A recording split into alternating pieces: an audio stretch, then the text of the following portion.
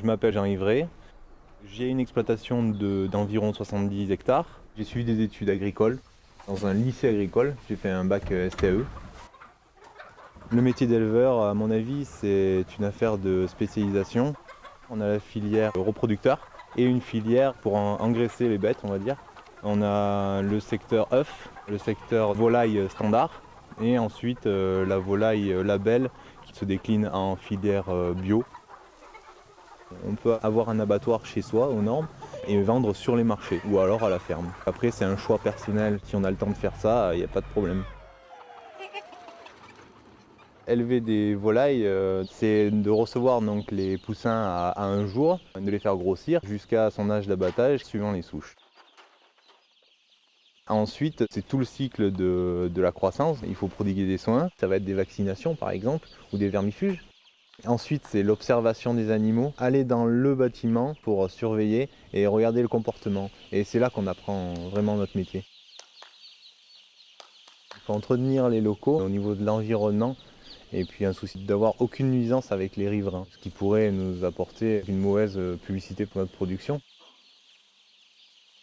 C'est un rythme quotidien, c'est le matin tôt, parce qu'après on a encore du travail à faire sur l'exploitation. Quand on a les poussins, c'est toutes les 4 heures. Toutes les 4 heures, on y va, matin et soir et nuit et jour. Et puis pour l'attrapage, ça va être souvent la nuit.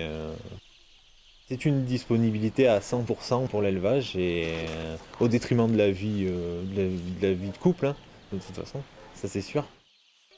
Au niveau compensation, ça va être de faire de la qualité en volaille.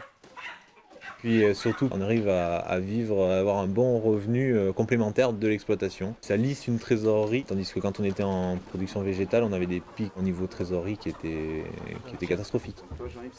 Il faut avoir un niveau, moi je dis minimum un bac pro ou alors un BTS. Moi je dirais que c'est à la portée de tout le monde. Il suffit de s'intéresser en fait. Et aller voir dans les bouquins, faut pas hésiter, aller voir sur internet, faire des stages, un stage 6 mois par exemple, ou alors un champ d'agriculture. Et la pratique, elle va s'apprendre qu'en stage. Et après, sur le terrain, quand on est confronté nous-mêmes. L'expérience et l'observation, c'est essentiel. C'est par de là qu'on va mener sa bande de la meilleure des façons, en tirer des conséquences pour les prochaines et pour ne pas faire la faute plus tard, quoi. Après, la limite, ça va être l'exploitation, faire le bâtiment, avoir de la trésorerie et puis pas avoir peur d'investir. Avec 4 bâtiments, on arrive à vivre.